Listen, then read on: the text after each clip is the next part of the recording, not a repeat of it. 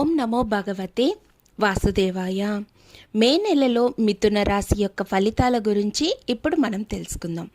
ఈ నెలలో మిథున రాశి వారికి మిశ్రమ ఫలితాలనేటివి గోచరిస్తున్నాయి. మీ వృత్తి మరియు కుటుంబ జీవితంపై శ్రద్ధ పెట్టవలసి వస్తుంది.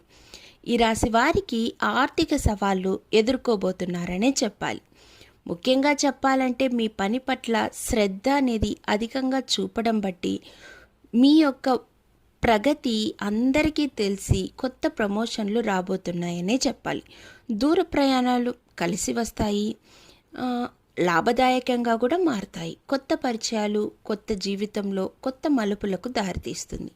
కెరీర్ పరంగా చూసినట్లయితే ఈ నెల కొద్దిపాటి హెచ్చుతగ్గులతో ఉన్నందువలన మాసం ప్రారంభంలోనే 10వ ఇంట్లో రాహువు, కుజుడు, బుధుడు వంటి గ్రహాల యొక్క అనుకూలత వలన మీ కార్యాలయాల్లో అంటే మీ పని చేసి మీ చుట్టూ వాతావరణ పరిస్థితులు మీకు సవాళ్ళగా మారబోతున్నాయనే చెప్పాలి. కానీ వీటిని అధిగమించైతే మీ ఉన్నతిని అనేది చాటుకుంటారు. కొద్దిపాటి గొడవలు జరిగినప్పటికీ మీ ఆలోచన విధానం మీ కెరీర్ పట్ల చూపించుకోగలిగితే మాటల యుద్ధాన్ని మీరే ఆపేస్తారు. అలాగే తప్పుగా సంభాషించే వారి మధ్య ఉండకుండా కొద్దిపాటి దూరం వహించడం ఎంతైనా మంచిది. మీ ఉద్యోగంలో ప్రతికూల ప్రభావాల గురించి మీరు ఎక్కువగా ఆలోచించి మనస్తాపానికి గురవుతారు. విద్యార్థుల గురించి మాట్లాడుకున్నట్లయితే సూర్యుడు, బృహస్పతి, శుక్రుడు వంటి గ్రహాలు 5వ ఇంటిపై ప్రభావితం చూపుతున్నందువలన ఈ నెల వారికి అనుకూలంగా ఉంటుంది. మరియు మొత్తం మీ యొక్క తెలివితేటలు మేధస్సు అభివృద్ధికి దారితీస్తుంది. మీ తెలివితేటల వల్ల మీ ఆఫీస్లో ఉండే మీ మేనేజర్స్ కావచ్చు, లేదా మీ యొక్క కంపెనీకి మంచి పేరు ప్రఖ్యాతులు తీసుకొచ్చే రకంగా మీ సెమినార్స్ ఉండబోతున్నాయి. ఏకకాలంలో చదివి అర్థం చేసుకునే తెలివితేటలు మీకు అప్పటికప్పుడు అమ్మవారి కృప వల్ల ఎక్కువ జ్ఞానం లభించబోతుంది. తద్వారా మీకు ప్రమోషన్లు రాబోతున్నాయి. 10వ ఇంట్లో కుజుడు 5వ ఇంటిని కూడా ఉన్నందువలన ఈ నెలలో చిన్నపాటి ఇబ్బందులు ఎదురైనప్పటికీ వాటిని పెద్దగా మీరు ఆలోచించరు, ముందడుగు వేస్తారు. కేతువు 4వ ఇంట్లో ఉండి రాహువు, కుజుడు, బుధుడు దశమ స్థానంలో ఉండటం వలన కుటుంబ జీవితంలో కొద్దిపాటి అశాంతి, అక్క చెల్లెళ్లతో గొడవలయ్యే సూచనలు కనిపిస్తున్నాయి. కుటుంబ సభ్యుల మధ్య సామరస్యం లోపిస్తుంది. మీ యొక్క వ్యక్తిగత విషయానికి వస్తే అభిప్రాయ భేదాలతో చుట్టుముట్టి మనస్తాపానికైతే గురవుతారు. మీకు మనశ్శాంతి కోసం వెతుకుతారు.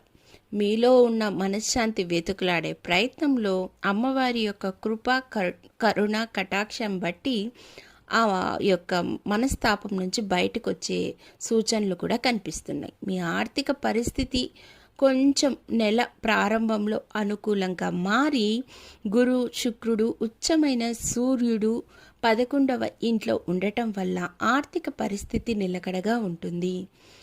ఈ డబ్బు సంపాదించడానికి 4 వైపులా ఆలోచించి 4 అవకాశాలను కూడా పొందుతారు.